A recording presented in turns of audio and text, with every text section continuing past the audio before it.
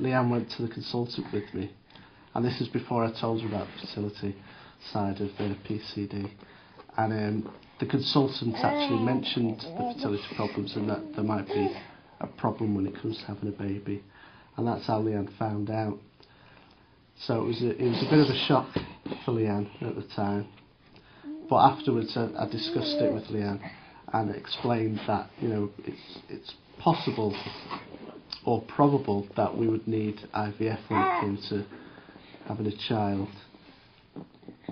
So a few years later on, when we were married, we decided that we'd try for a baby, and we were fully prepared to encounter problems. We were expected to have IVF, so we prepared ourselves mentally and financially for IVF.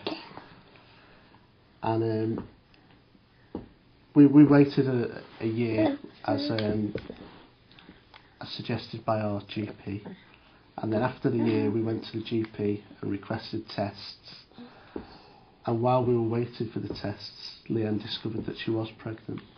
So Zane was conceived naturally, much to our surprise, and it was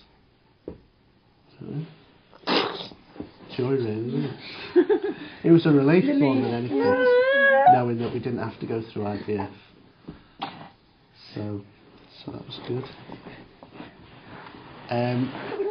Now Zane has come along, it's presented a few more challenges for me, because as I've got older, I've become a bit more.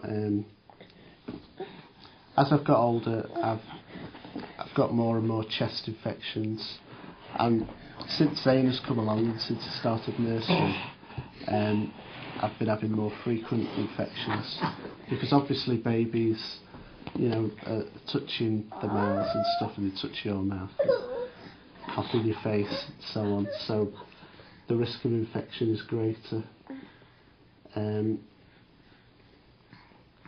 Obviously it can be difficult for Leanne sometimes. If I'm ill and she's got to look after Zane, she has to look after both of us, so it can be a bit difficult on Leanne, but we wouldn't have it any other way, would we, really? No, definitely not. Definitely not. Yeah, when I was pregnant, I knew I'd got this chesty cough, and the doctors were treating that. They were really trying to get me to clear the chest as much as possible. And it did get a bit tight towards the end when I got a big tummy. And I did have antibiotics as a prophylactic, so I didn't get a chest infection. But apart from that, it was perfectly normal. And then after both children arrived, I was probably maybe a bit more tired than usual, I'm not sure. But I probably just rested. The kids were very good. We had the afternoon nap right until they went to nursery. That was really helpful. It's always a question which comes up as one gets into adolescence about fertility and primary ciliary dyskinesia, and the answers that one gives are different for ladies and men. So if we do men first, the tail of the sperm has the same structure as cilia, and a proportion of men with primary ciliary dyskinesia are infertile or at least have reduced fertility. If the sperm tail is static, it will not be able to swim and fertilise the egg, and such patients, I'm afraid, are infertile. Other sperm tails just beat more slowly, and in those cases the fertility might be reduced but not absent.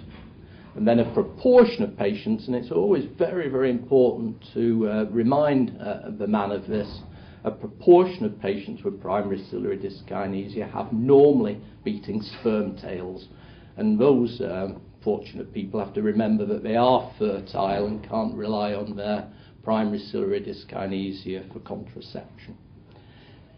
If the circumstances are for the man that they have static sperm, then one can still refer the patient to a fertility clinic, and micro techniques are available for injecting the sperm into the egg outside the body and then implanting the fertilized egg into the womb.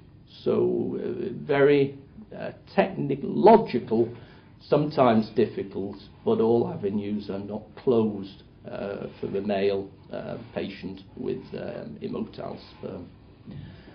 For the female, it's a more complicated if and but explanation. So the fallopian tubes within the female genital system are lined by cilia. And when the egg is released from the ovary, the passage of the egg down the fallopian tube into the uterus where it can be fertilized is partly dependent on ciliary beat. But it is not wholly dependent upon ciliary beat, and the muscles within the fallopian tube wall can squeeze the egg down and get it to just where it has to be in the complete absence of ciliary beat. So what I say to my female patients is that it is possible you may have reduced fertility, but I have had many female patients with primary ciliary dyskinesia who have successfully become pregnant. There is also a small increase in ectopic pregnancies because when the egg comes away from the ovary, it has to move across to the fallopian tube, which has a sort of cup at its end. And the egg is drawn by ciliary beat. And if there's no ciliary beat, there is a small chance that the egg will fall out and go into the tummy, where it could be fertilized, and that is called an ectopic pregnancy. The last thing, and I think one of the most common reasons that females with primary ciliary dyskinesia have reduced fertility, is general health. The fitter you are and the more well you are, the more likely you are to conceive. And if you are not well with your primary ciliary dyskinesia and have been having chronic infections, that is perhaps a more likely reason for reduced fertility than the absence of ciliary beat.